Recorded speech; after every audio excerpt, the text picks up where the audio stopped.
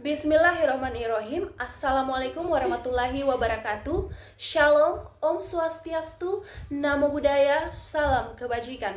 Selamat sejahtera bagi kita semua. Perkenalkan, saya Erika Rina Yusia. Di sini saya akan menjelaskan mengenai penilaian kecanggihan teknologi. Menurut United Economic and Social Commission for Asia and Pacific, UNESCO, dalam Teknologi Atlas Project 1989, penentuan status komponen teknologi untuk suatu bagian fasilitas transformasi yang bersesuaian dengan penilaian kecanggihan membutuhkan pengetahuan yang mendalam mengenai teknik dan spesifikasi performansi yang berkaitan.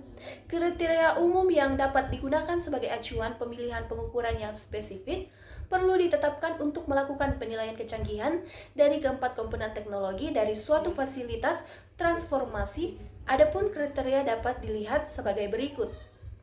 Yang pertama, penilaian kecanggihan teknoware. Pertama, kompleksitas operasi. Kompleksitas operasi yang dinilai dari berbagai aspek seperti tingkat pengeluaran keragaman masukan material, temperatur, dan tekanan pada operasi. Yang kedua, presisi. Toleransi spesifikasi yang diperbolehkan yang berkaitan dengan dimensi, atribut material, parameter proses, atribut komponen, dan teknologi operasi.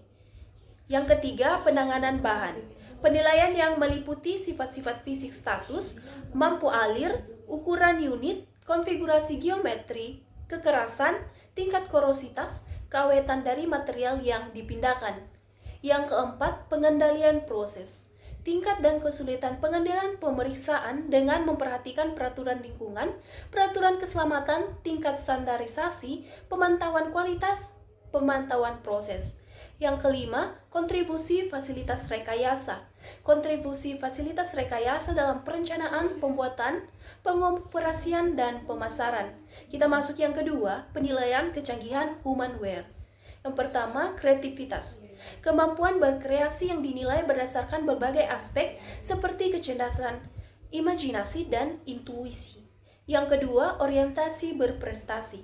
Keinginan untuk mencapai prestasi yang dinilai berdasarkan beberapa aspek seperti orientasi, keberhasilan, keberanian, sikap kompetitif, dan dinamika. Yang ketiga, kerjasama. Kemampuan kerjasama yang dinilai berdasarkan aspek-aspek seperti semangat berkelompok, penghargaan atas bantuan orang lain, kepekaan sosial, dan penghargaan atas martabat tenaga kerja. Yang keempat, efisiensi. Keinginan untuk melakukan kerja secara efisien yang dinilai berdasarkan aspek-aspek seperti kemauan bekerja keras, kesadaran, dan kemauan menerima tanggung jawab. Yang kelima, kemampuan menghadapi risiko. Kecenderungan untuk menanggung risiko yang dinilai berdasarkan aspek-aspek seperti kemauan bereksperimen, kesediaan untuk berubah, dan kemampuan untuk mengambil inisiatif. Yang keenam, kedisiplinan. Menghargai waktu dan kecenderungan menggunakan sebagai sumber daya yang bernilai, yang terlihat dari berbagai aspek seperti pencapaian sasaran berdasarkan waktu dan fokus ke masa depan.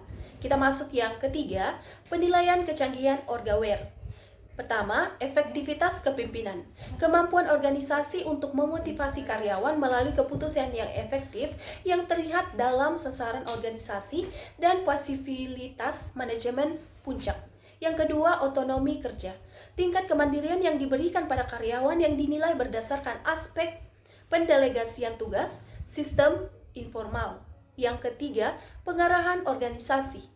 Perusahaan yang secara keseluruhan diberi arah seperti yang terlihat melalui perhatian pada perencanaan, pemikiran strategik, umpan balik, dan pengendalian kerja yang seksama. Yang keempat, orientasi terhadap stockholder. Organisasi berkomitmen memenuhi harapan stockholder pelanggan, pemegang saham, karyawan, pemasok, pemerintah, dan masyarakat umum.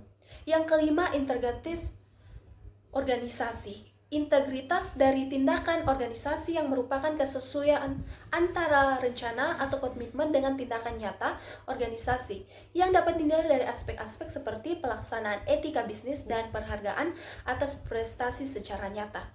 Baik, sekian itu saja penjelasan yang saya dapat sampaikan pada saat ini. Saya meminta maaf jika dalam video ini terdapat kesalahan. Terima kasih.